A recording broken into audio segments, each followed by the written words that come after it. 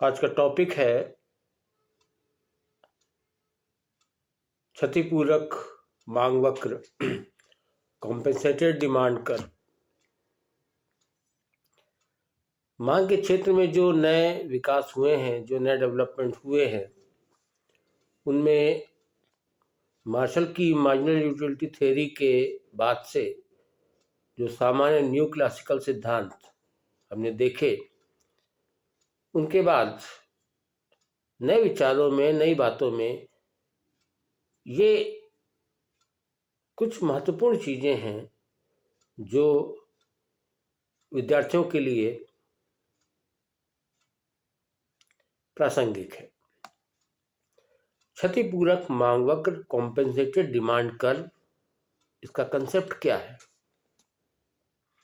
हम लोगों ने अभी तक लॉ ऑफ डिमांड के अंतर्गत एक सामान्य मांग वक्र के बारे में जाना है, डिमांड कर्व, जहां एक्स एक्सिस पर वस्तु की मात्रा होती है और वाई एक्सिस पर वस्तु की कीमत होती है। Demand curve through out the length downward sloping होता है, जहां प्राइस और क्वांटिटी के बीच में इनवर्स विपरीत संबंध होता है।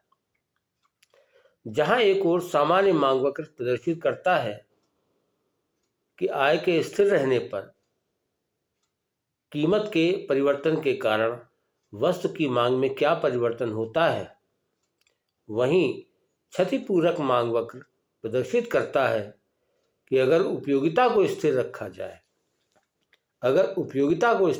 जाए तो वस्तु की कीमत में परिवर्तन से वस्तु की मांग में क्या परिवर्तन होगा। सामान्य मांग वक्र में हम उसी वस्तु की मांग और उसी वस्तु की कीमत के संबंध को लेते हैं और ये पाते हैं कि अगर कीमत बढ़ती है तो मांग घटती है, कीमत घटती है तो मांग बढ़ती है। Inverse relationship of price and quantity. यहाँ इनकम को हम कांस्टेंट मानते हैं। इनकम एक तरीके से शिफ्ट फैक्टर है, बाहरी तत्व है। लेकिन इसके विपरीत अगर हम क्षतिपूरक मांग वक्र की बात करें तो यहाँ हम यूटिलिटी को कांस्टेंट रखते हैं। क्षतिपूरक मांग वक्र हमें तब प्राप्त होता है जब हम कीमत और मात्रा का संबंध तो लेते हैं, लेकिन इनकम नहीं बल्कि उपयोगिता, यूटिलिटी को कांस्टेंट मानते हैं। जब कीमत बदलती है तो वास्तविक आय में परिवर्तन होता है और उपयोगिता में परिवर्तन होता है।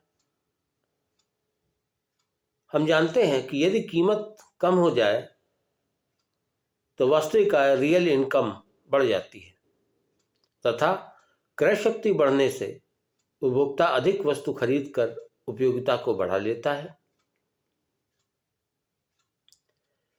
क्रय शक्ति बढ़ने से उपयोगिता अधिक वस्तुओं को खरीदता है और अपनी उपयोगिता को बढ़ा लेता है। ऐसे में यदि वास्तविक आय में हुए परिवर्तन को स्थिर रखना हो, अगर वास्तविक आय में हुए परिवर्तन को स्थिर रखना हो तो दो विधियां हैं। एक, उपभोक्ता की आय में इस प्रकार कमी की जाए कि वह उपयोगिता के पुराने स्तर को, अर्थात पुराने उदासीनता वक्र को प्राप्त कर सके। इसको हिक्सियन मेथड कहते हैं। यह हिक्स की विधि है जो हम लोगों ने इंडिफरेंस कर्व एनालिसिस में जब प्राइस इफेक्ट को बांटा था आय प्रभाव और प्रतिस्थापन प्रभाव में, वहां इसका उपयोग किया था। दो विधियां होती हैं वास्तविक आय के प्रभाव को निष्क्रिय करने की, एक हिक्स की विधि और एक स्लट्सकी की विधि। हम जानते हैं कि यदि कीमत कम हो जाए तो वास्तविक आय बढ़ जाती है तथा क्रय शक्ति बढ़ने से उपभोक्ता अधिक वस्तु खरीदकर अपनी उपयोगिता को बढ़ा लेता है। ऐसे में यदि वास्तविक आय में हुए परिवर्तन को स्थिर रखना हो, यानी कि वास्तविक आय में जो परिवर्तन होता है उसको निष्क्रिय करना हो, तो दो विधियां हैं। उपभोक्ता की आय में इस प्रकार की कमी की जाए कि वह उपयोगिता के पुराने स्तर, अर्थात पुराने उदासीनता वक्र को प्राप्त कर ले, हिक्सियन मेथड, हिक्स की विधि। और दूसरा, उपभोक्ता की मौद्रिक आय इतनी कम की जाए कि उपभोक्ता अपने पुराने वस्तु संयोग को प्राप्त कर ले, जो पुरानी बजट परिस्थिति में उसको मिल रहा था। ये स्लट्सकी की विधि है। इन दोनों से ही संबंधित वक्र क्षतिपूरक मांग वक्र कहलाते हैं, क्योंकि वो कॉम्पेंसेट करते हैं। इन दोनों से ही संबंधित वक्र क्षतिपूरक मांग वक्र कहलाते हैं, क्योंकि दोनों में ही वास्तविक आय के परिवर्तन को स्थिर करने के लिए मौद्रिक आय को समायोजित किया जाता है। इस प्रकार क्षतिपूरक मांग वक्र वे मांग वक्र हैं जो केवल प्रतिस्थापन प्रभाव को सम्मिलित करते हैं। क्षतिपूरक मांग वक्र वे मांग वक्र हैं जो केवल प्रतिस्थापन प्रभाव को सम्मिलित करते हैं, क्योंकि आय प्रभाव को हम उसमें निष्क्रिय कर देते हैं। अतः क्षतिपूरक मांग वक्र किसी उपभोक्ता का वह मांग वक्र है जिसमें कीमत परिवर्तित होने पर उपयोगिता स्थिर रखने के लिए मौद्रिक आय के समायोजन द्वारा हम वक्र को प्राप्त करते हैं, या मौद्रिक आय के समायोजन के द्वारा उपभोक्ता को ऐसी स्थिति में लाया जाता है जिससे कि वह पुराने उपयोगिता को प्राप्त कर ले।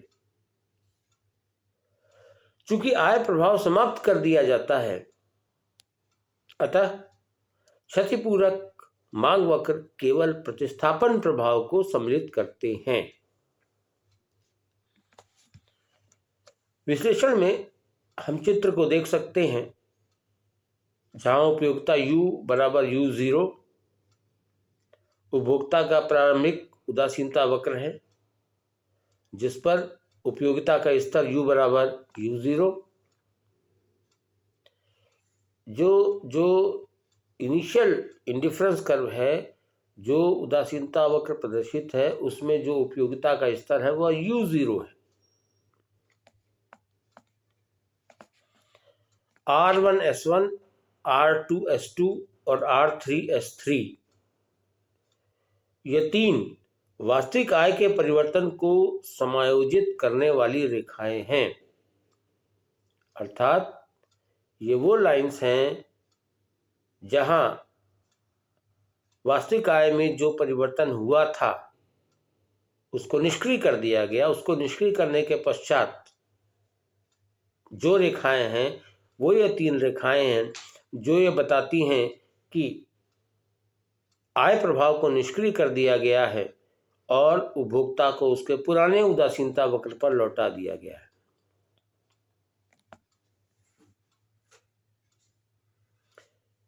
R1S1, R2S2, R3S3 वास्तविक आय के परिवर्तन को समायोजित करने वाली रेखाएं हैं, जिससे उपभोक्ता के वास्तविक आय के परिवर्तन के प्रभाव को मौद्रिक आय में समायोजन कर निष्क्रिय करके उपभोक्ता को उसके प्रारंभिक उपयोगिता स्तर अर्थात पुराने उपयोगिता स्तर के द्वारा प्रदर्शित पुराने उदासीनता वक्र U बराबर U0 पर ला दिया गया है।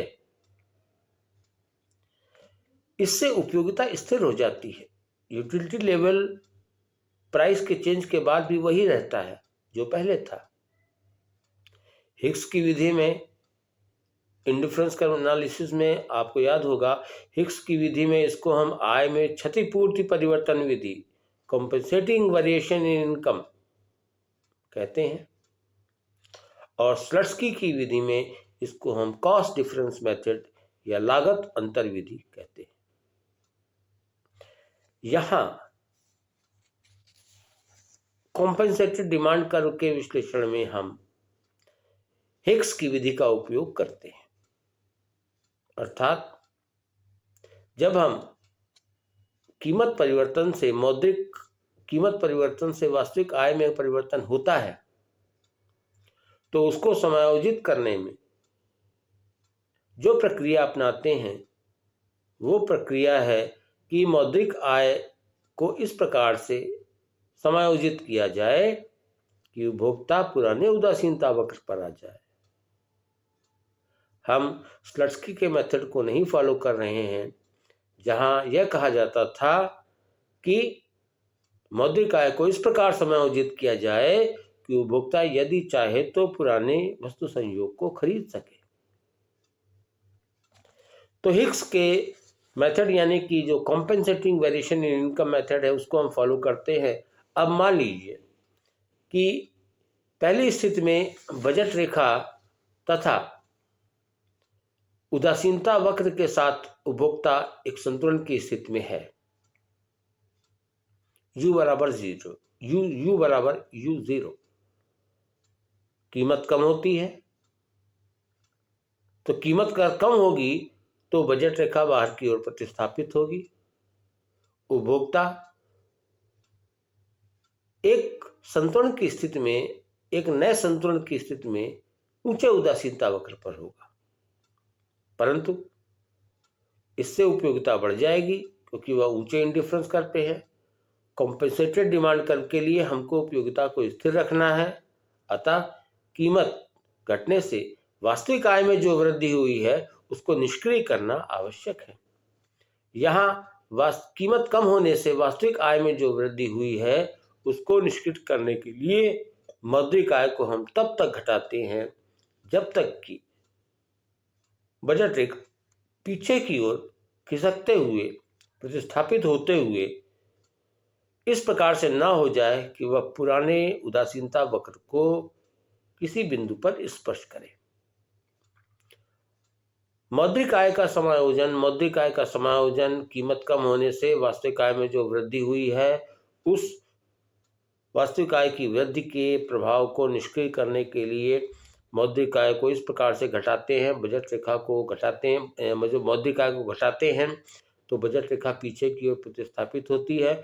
मौद्रिक आय को इतना घटाते हैं कि बजट रेखा इस प्रकार से पीछे की ओर प्रतिस्थापित होती जाए कि वो कहीं ना कहीं पुराने उदासीनता वक्र को स्पर्श कर ले। यह पीछे की ओर खिसकती हुई बजट रेखा पुराने उदासीनता वक्र u बराबर u0 यूटिलिटी को बताने वाले वक्र को स्पर्श करती है। चित्र में यह स्थिति बिंदु A है, जहां R1S1 क्षतिपूरक बजट रेखा कॉम्पेंसेटेड बजट लाइन है। अब एक और स्थिति लें। द्वितीय स्थिति में मूल बिंदु में कीमत से अब कीमत बढ़ जाती है, नई बजट रेखा अंदर प्रतिस्थापित होगी क्योंकि कीमत बढ़ गई है। नया संतुलन निचले उदासीनता वक्र पर होगा। क्यों? कीमत अगर बढ़ गई है तो वास्तविक आय कम हो जाएगी और यूटिलिटी कम होगी, तो नया संतुलन जो होगा वहां उपयोगिता को अब जो कि घट गई है उसको स्थिर रखने के लिए फिर u बराबर u0 पर लाना होगा और इसके लिए वास्तविक आय में जो कमी हुई है उस कमी को दूर करने के लिए मौद्रिक आय को तब तक बढ़ाना होगा जब तक कि क्षतिपूर्ति रेखा बाहर प्रतिस्थापित होकर मूल उदासीनता वक्र u बराबर u0 को किसी बिंदु पर स्पर्श न कर ले। यहां इस प्रकार से हम कह सकते हैं कि यह स्थिति बिंदु C है, जहां क्षतिपूर्ति बजट रेखा R3S3 है। दो स्थितियां हो गई।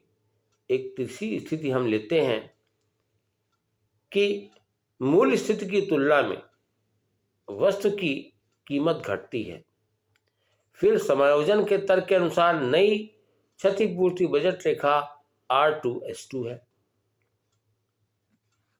यहां यह महत्वपूर्ण है, यह इंपॉर्टेंट है कि प्रथम स्थिति में बिंदु A द्वारा प्रदर्शित वस्तु X की मात्रा X1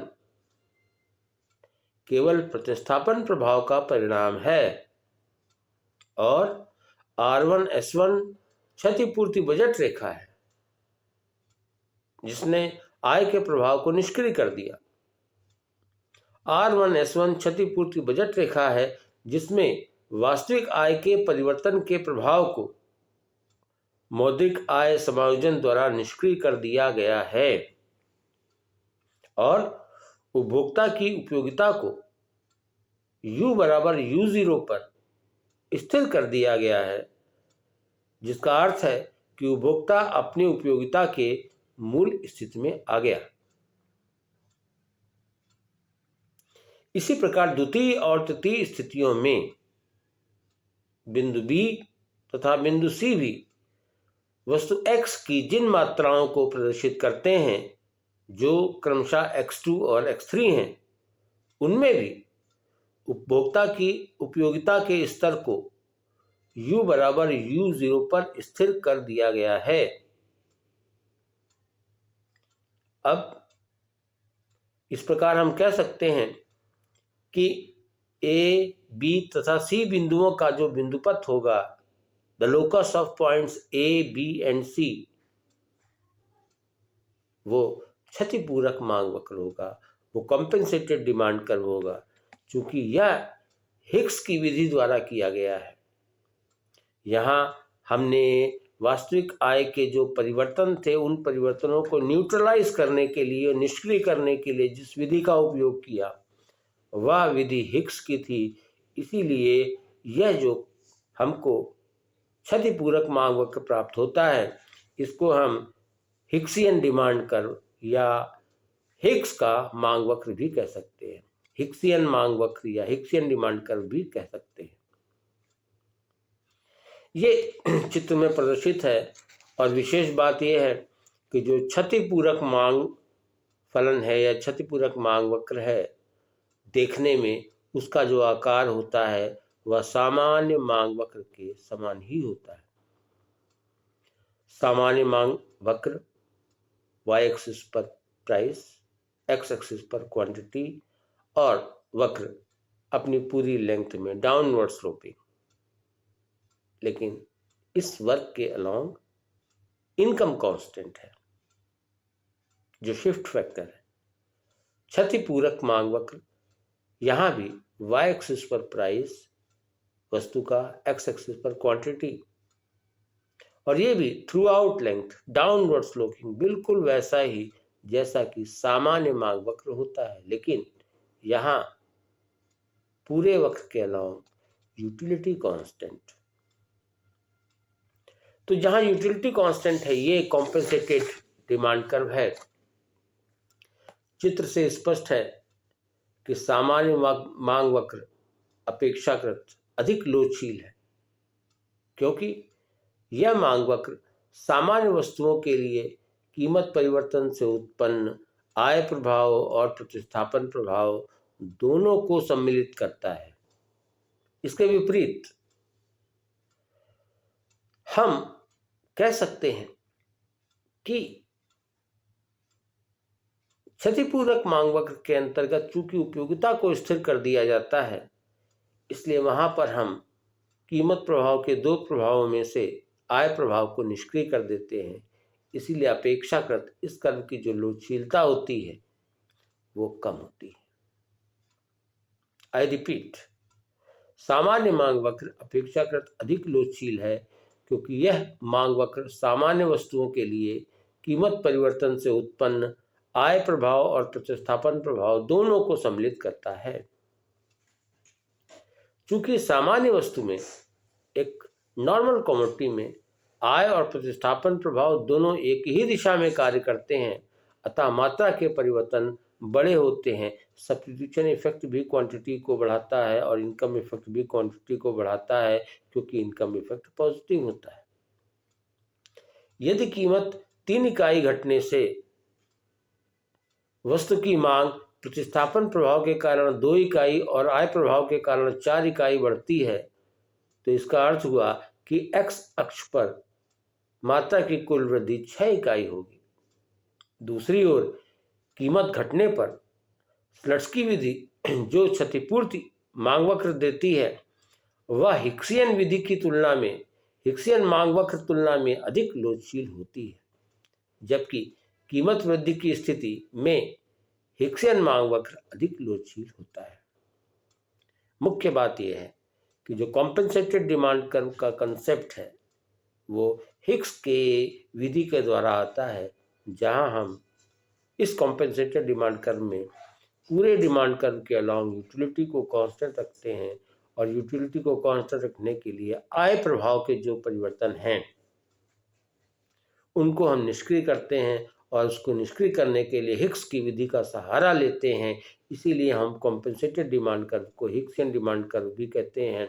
रिमेंबर कि कॉम्पेंसेटेड डिमांड कर्व के अलॉन्ग यूटिलिटी लेवल कांस्टेंट होता है।